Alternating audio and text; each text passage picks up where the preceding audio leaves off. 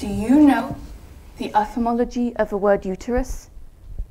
Well, I was sitting in my English class one Friday morning, and my teacher asked us that exact same question.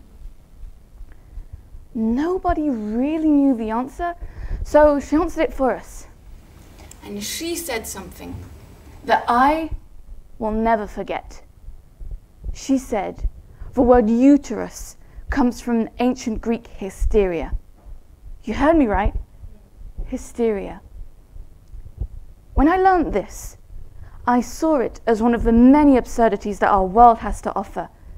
It shocked me. It shocked me because I realized how stigmatized women are, and in particular how stigmatized a woman's body is.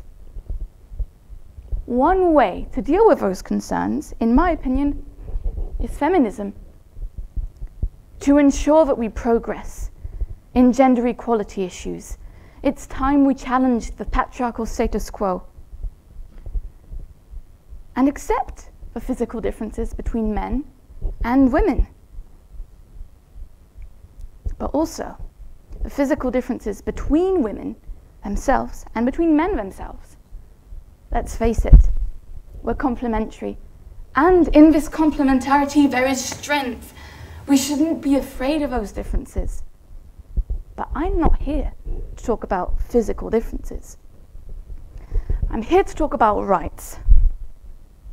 Now, rights mean an equal place in society. It means getting the job you want. It means deciding what happens with your body. It means independence. It means deciding which sport you want to practice.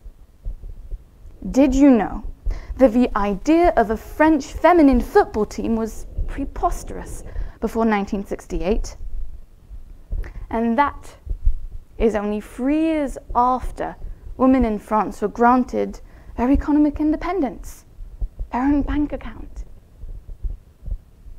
Now, we've talked about the financial aspect of women's emancipation, but there's also an educational aspect to it. Before 1924, women couldn't pass their A-levels or baccalaureate.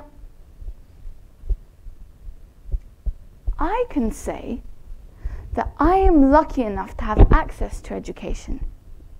And no, I am not at all the most oppressed woman on earth.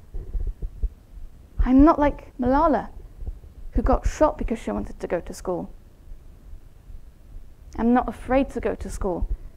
But some situations where men or women conformed and accepted the status quo made me uncomfortable. Feminism and women's rights still concerns all of us today, precisely because of the stigma that still exists.